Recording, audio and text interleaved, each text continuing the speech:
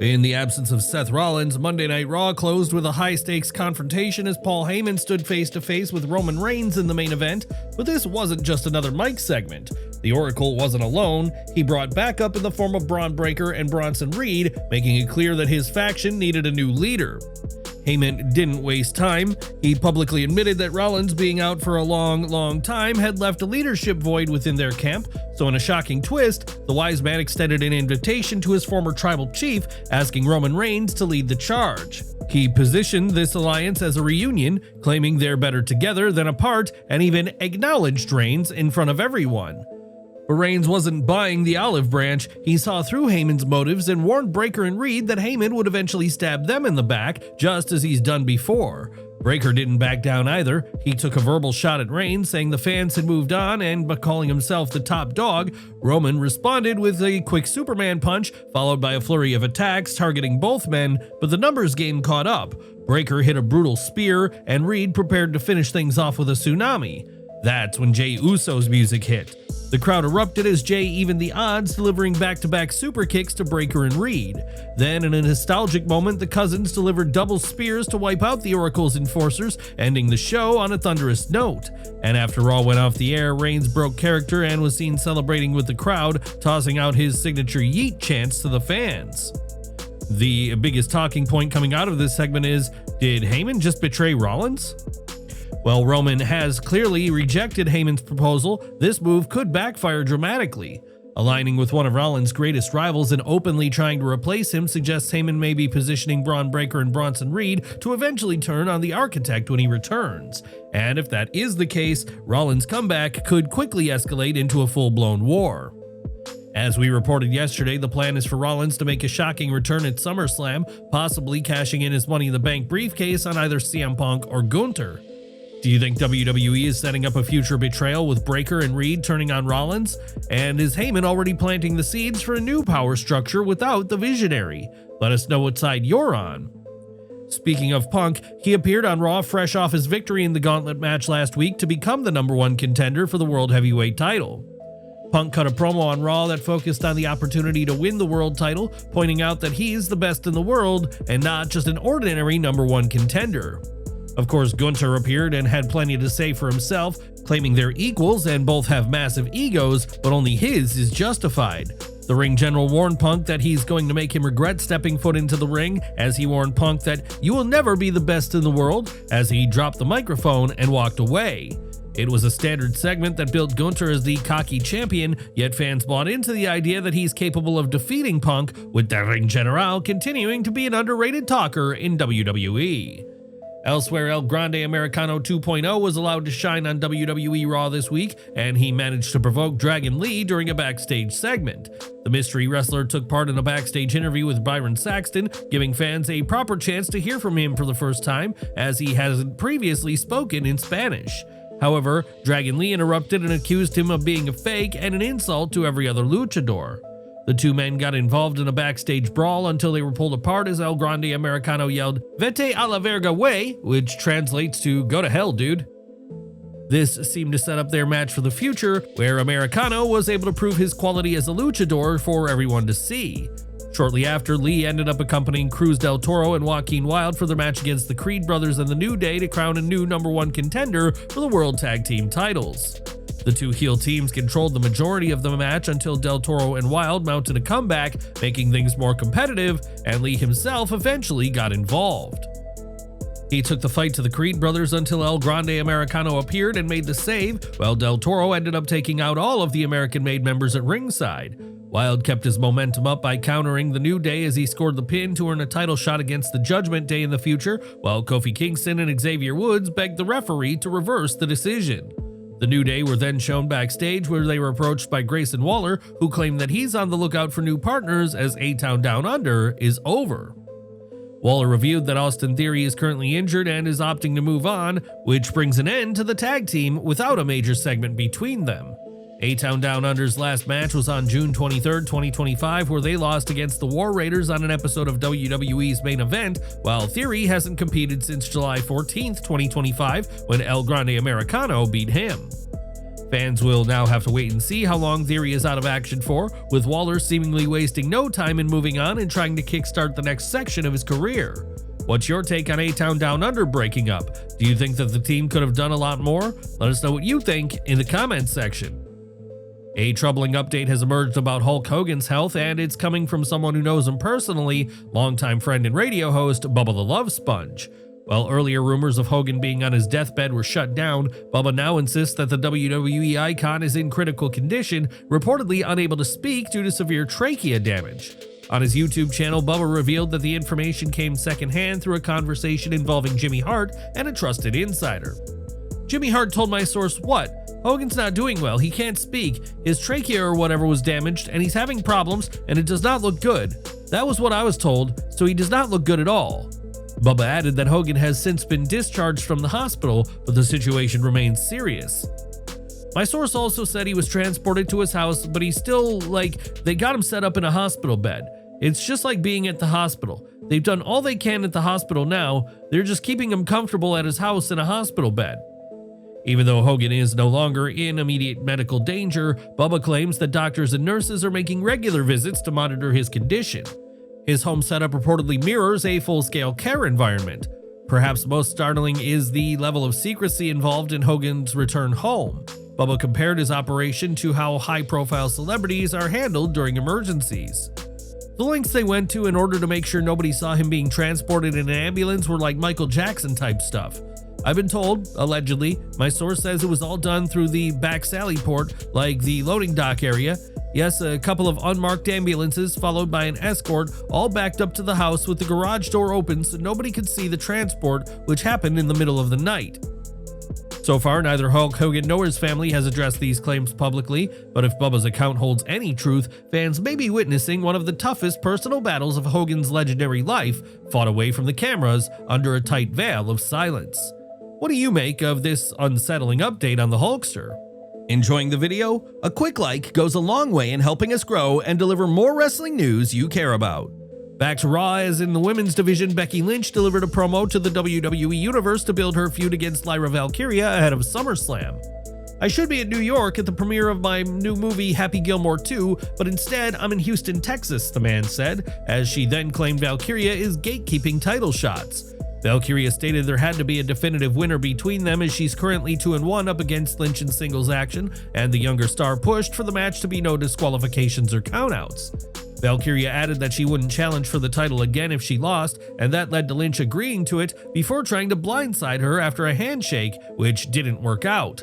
Valkyria saw it coming and delivered a manhandle slam of her own to stand tall in the segment, continuing to be a problem for the Four Horsewoman. Meanwhile, Valkyria and Bayley had a women's tag team title shot, but the two former friends struggled to get on the same page within the match, as the tension between them was palpable. Bayley tried to put together some double team moves, but it never quite clicked between them. Bayley was even playing up to the crowd at one point, while Valkyria seemed confused as to what she was doing. The match then turned into chaos as Dominik Mysterio made his way out to distract Bayley for long enough to give Roxanne Perez the chance to roll her up. Mysterio was rewarded with a big boot to the face from his fellow Judgment Day stablemate Raquel Rodriguez after Valkyria ducked out of the way of her planned attack. Bayley and Perez collided in the ring when medical staff checked on Mysterio, with a second official then hitting the ring, but it was a unique official in the form of AJ Styles in disguise. He looked to confront Mysterio, all while Becky Lynch blindsided Valkyria by slamming her into the steel stairs, leaving Bayley isolated on her own within the match. Raquel took advantage of that by hitting her with a Tejana bomb to help the Judgment Day faction pick up the win, retaining the gold. Styles continued as he pushed to get his long-awaited Intercontinental title match against Dominik Mysterio, which is why he's gone undercover multiple times to try to push it. He was a valet, janitor, and now a ringside official, all in pursuit of that title shot originally scheduled for Night of Champions. He was originally supposed to face Mysterio at Night of Champions, but he's since had to wait, which led to Adam Pearce offering the champion a serious ultimatum. Mysterio either needs to get medically cleared or vacate the title, which led to the champion undergoing an evaluation. Before the show ended, he ambushed Styles. That led to the Judgment Day star admitting he's medically cleared, confirming he will face Styles at SummerSlam in what is a major match for the two-night event. Styles now has the chance to win his first title in over 4 years, which is the longest drought of his 25-year career. Meanwhile, Mysterio is defending the title on the 20th anniversary of his storyline debut, and 5 years after he started working in the ring. With the stakes this high, are you Team Styles or Team Mysterio heading into SummerSlam?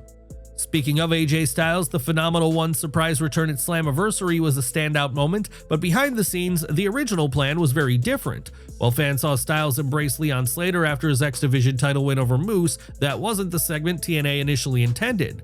According to Sports Illustrated's John Alba, several TNA insiders confirmed that AJ was originally penciled in for a face-to-face moment with his longtime rival Frankie Kazarian.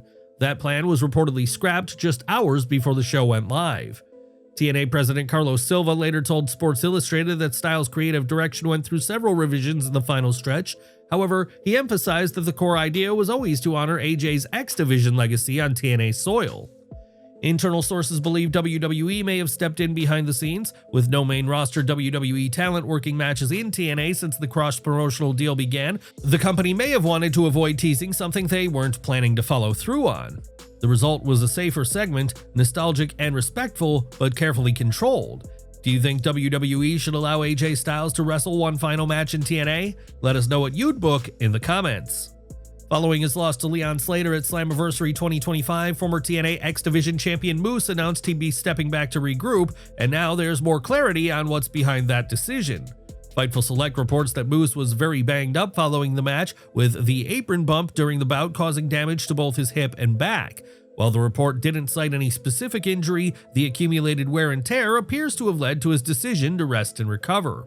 Elsewhere on Raw, Karrion Kross and Sami Zayn competed in a rematch from their Night of Champions match as Kross continued to try and showcase Zayn's darker side. Kross dominated the in-ring action for this one, slowing the pace down and toying with Zayn while he dealt with injuries as his ribs continue to be a problem. However, in typical Zayn fashion, he fought back as the underdog and delivered an exploder suplex in the corner, but he didn't account for Scarlett on the outside.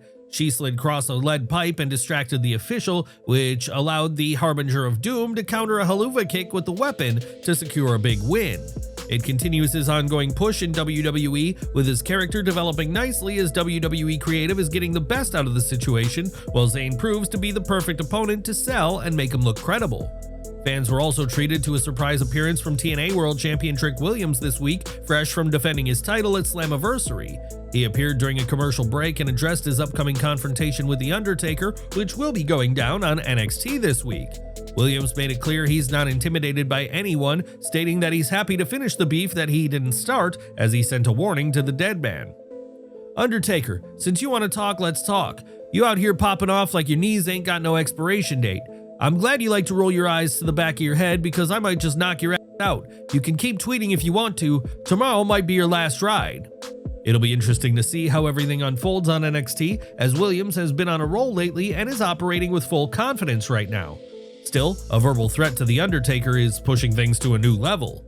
Are you ready for Trick Williams versus The Undertaker on WWE NXT? Do you think Trick went too far with his words? Let us know your thoughts in the comments section below.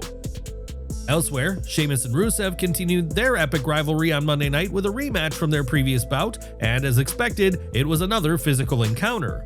The Bulgarian Brute was nailed by a top rope clothesline to the arena floor, but he responded with a fallaway slam to Sheamus, which drove him into the announce table. Rusev threw a lot at the Celtic Warrior throughout the night, but Sheamus continued to fight back and even got himself out of the Accolade at one point in a bid to keep himself in the match. Sheamus even took advantage of Rusev's attempt to cheat, as Rusev exposed a turnbuckle to gain an advantage, only for Sheamus to pull the Redeemer into it himself. He followed that up with a devastating brogue kick, stopping Rusev from using a shillelagh as he gained a major victory to showcase his quality. It was another hard-hitting match between the two men who have excellent chemistry, with this one featuring plenty of drama that ramped things up steadily. However, it would be good to see WWE inject a little more story into this rivalry rather than just allow them to have a series of matches that don't give audiences a reason to emotionally invest. At the moment, it feels like the recent feud between Andrade versus Carmelo Hayes a year ago on SmackDown. WWE could evolve this and take the rivalry much further with the right level of creative input, but it remains to be seen whether or not that will happen. In a backstage segment, Naomi interrupted an interview with Stephanie Vaquer as she teased seeing her at WWE's Clash in Paris, where Vaquer has a title shot. However, the champion opted to mock Valkyrie's history against her opponent Io Sky, which led to the former NXT star heading over to the Genius of the Sky. The two babyface women had a tense exchange as Io challenged Valkyria to a match in the main event, setting up a huge encounter. We're ending our Raw review today with Io Sky and Stephanie Valkyria going at it in singles action, with this proving to be a competitive back-and-forth match between them once again. La Primera worked a submission hold at points, but the champion refused to tap out and fought her way out of the situation as she withstood whatever was thrown at her throughout the encounter. The Secret Service's Alba Fire and Piper Niven then popped up, while Chelsea Green appeared and leveled the women in the ring. That led to Valkyria and Sky working together to fight off the heels until Naomi appeared and attacked Sky from behind as the numbers game began to ramp up. Rhea Ripley then stormed the ring to try to level the playing field, putting down Green in this moment. It was a memorable segment, and just like their first match, it was more of a taste of what Sky and Valkyria are capable of, with fans still eagerly awaiting a clean singles match between them. Meanwhile, WWE has an obvious 6-woman tag team match to book with Ripley, Sky, and Valkyria facing Green and her partners. How did you find WWE Raw this week, and how it built up to SummerSlam? Let us know in the comments. We're ending with TNA again, as JBL's brief involvement with TNA Wrestling was supposed to be much more than a cameo, but a sudden internal decision brought everything to a halt before it could take off. Appearing on the Something to Wrestle podcast, the WWE Hall of Famer recently revealed that he'd been preparing for a long-term storyline in TNA, one that was fully mapped out and tied to the build-up for Slammiversary 2025. JBL said that he trained hard and was ready to deliver something fans wouldn't expect from him, but just as things were gaining momentum, the storyline was abruptly scrapped. JBL made it clear that the decision came from someone behind the scenes who is no longer with the company, and current TNA heads Tommy Dreamer and Carlos Silva had nothing to do with the change. JBL believed the angle could have helped elevate Mike Santana, who later headlined Slammiversary against Trick Williams, but that version of the story never had a chance. Do you think TNA missed a golden opportunity with JBL's angle? Let us know your take below.